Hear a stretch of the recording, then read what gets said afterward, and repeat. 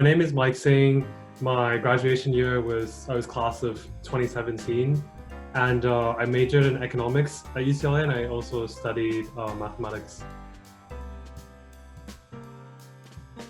Yeah, what I thought was like really unique about the major, but that I also really loved was it's like pretty technical. It's pretty mathematical. Like that's why I also study maths, but uh, at the end of the day, like you're studying not a hard science, it's a social science. So you're studying people and you're looking at like big societal challenges, like big problems.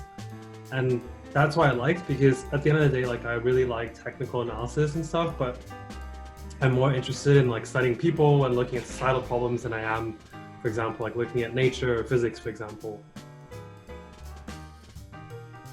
I think that it kind of fits into the technical aspect of the major. And so like one, like the technical part is challenging, of course, like you need like a pretty solid maths background, but like I don't mean to discourage you or anything, because like it's definitely like very doable and it's not as crazy as maths, but sometimes like you you get caught up like doing a lot of like calculus and a lot of maths and a lot of equations, and you lose sight of the big picture like a bit. And I think it's really important to be able to like take a step back and be like, okay, like why am I doing these calculations? Like what is like the theory behind it? Like what is the big idea that I'm trying to understand behind all the maths and numbers?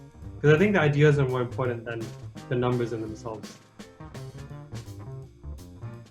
I would say, all right, so definitely like Khan Academy. Like if ever a concept was too confusing, I'd just go in Khan Academy and they would break it down for me in like a nice, easy to understand, digestible movie.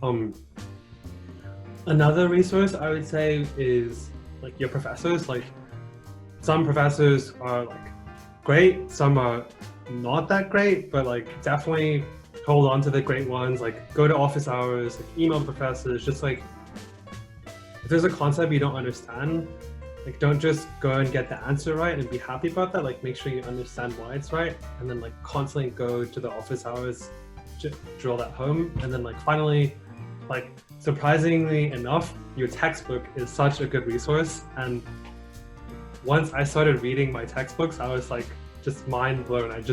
Everything made sense.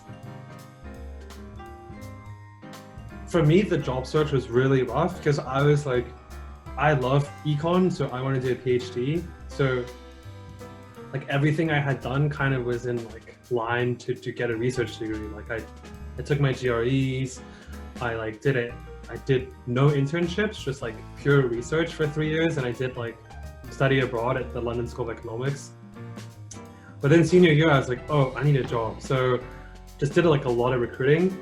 And I would say that with an econ degree, you're in like a very strong position because a lot of employers like will see econ and like really respect that and think like, oh, economics so complicated, all these numbers, like this person must be smart.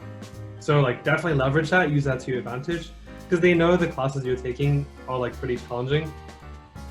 But at the same time, it's up to you to be like really creative and like kind of find what you like and what path or job suits you. Finally, like my current role, I'm currently a public policy research analyst. It's kind of a mouthful at Lyft.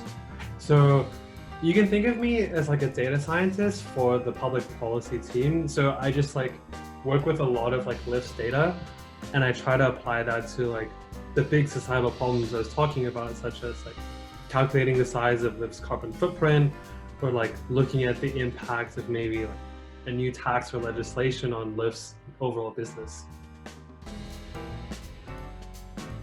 Someone who's entering or considering entering, I would just say like, I mean, one, like go for it. But I mean, in terms of more concrete advice, I would just think about like why you want to do it, and is it because you're interested in solving like societal problems, like these big problems? And I would say if you are, then definitely. And I would say definitely focus on understanding like all the theorems and ideas. Like so many of them can be applied to your day-to-day life, like supply and demand, like sunk costs, all of that. I feel like even in my like it sounds like nerdy, but even my day-to-day life decisions, I sometimes use them. And the second piece is like definitely build up like your quant chops and quant skills in your free time. Like the econ classes will teach you how to think in a quantitative manner. And maybe I should have said this in the job search part, but like for me, there's a disconnect between the theory and the practice. So I would say like on top of the econ classes, like look into maybe stats classes or data classes, like how you apply that knowledge. With that, go Bruins.